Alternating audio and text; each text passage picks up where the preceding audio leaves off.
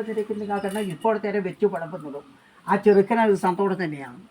ഇനി നിങ്ങൾ തിരക്കുന്ന കാരണത്തിന് ഇതിൻ്റെതായിരിക്കുന്ന ഉള്ളിൽ എത്തിക്കേണ്ടത് എൻ്റെ ആണ്ട് നായനാറും തിരക്കുന്ന ഒരു കണ്ണും ചൂട്ടും അതാണ് നിങ്ങൾ തിരക്കുന്ന ഗണ്ണത്തിന് പെടുന്നത്. എങ്കിലും ആ ചൂട്ട് കാണുന്നതിന് മുൻപിനെ ഞാൻ ആഗ്രഹിക്കുന്നത് നിങ്ങൾ നിരക്കുന്ന വീടിന്റെ ചതുര പിടിച്ച് ഒടിഞ്ഞിട്ടുണ്ട് ഓരോരോ ഭാഗത്തിനകത്ത്, അതൊന്ന് പുടച്ചു നീക്കട്ടെ.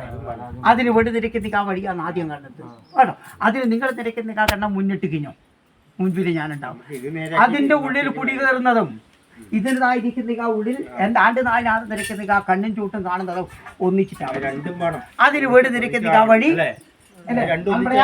അതിന് വേണ്ടി തിരക്കുന്ന വഴി ഞങ്ങൾ തിരക്കുന്ന ഗണത്തിൽ ഉണ്ടാക്കി തരണം എൻ്റെ ഭഗവാനെ എന്ന് നിങ്ങൾ എല്ലാവരും എന്നെ സാക്ഷി നിർത്തിയിട്ട് ഇവിടെ ഒന്ന് തൊഴുതില്ല ഉള്ളിൽ. ഞാൻ പറഞ്ഞ വാക്കിന്റെ അർത്ഥം മനസ്സിനകത്ത് പതിഞ്ഞില്ലേ നിങ്ങൾക്ക്?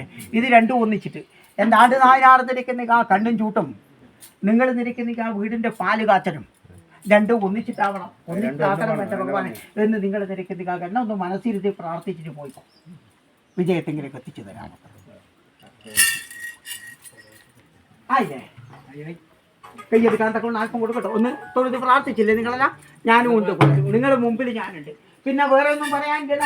എൻ്റെ നായനാട് നിരക്കുന്ന പറഞ്ഞ കൈ പിടിക്കാൻ പറശ്ശിനി മടപ്പരക്കുന്ന കൊട്ടാരത്തിലൊക്കെ ചെറുക് തട്ടി പറക്കട്ടെ മുത്തപ്പൻ കോലം പ്രമാണം കണ്ട പ്രകാരം ഇതുപോലെ മനസ്സ് വേദനിക്കുമ്പോൾ വിളിച്ചാൽ ഈ പൊടിക്കളസ്ഥാനത്തിൻ്റെ അകത്തല്ല ഞങ്ങൾ നിരക്കുന്ന കത്ത കരക്കയെന്ന് വിളിച്ചാലും കൂറ്റുകാട്ടണം എൻ്റെ ഭഗവാനെ എന്ന് നിങ്ങൾ നിരക്കുന്ന കാരണം പ്രാർത്ഥിക്കാറായിരുന്നു.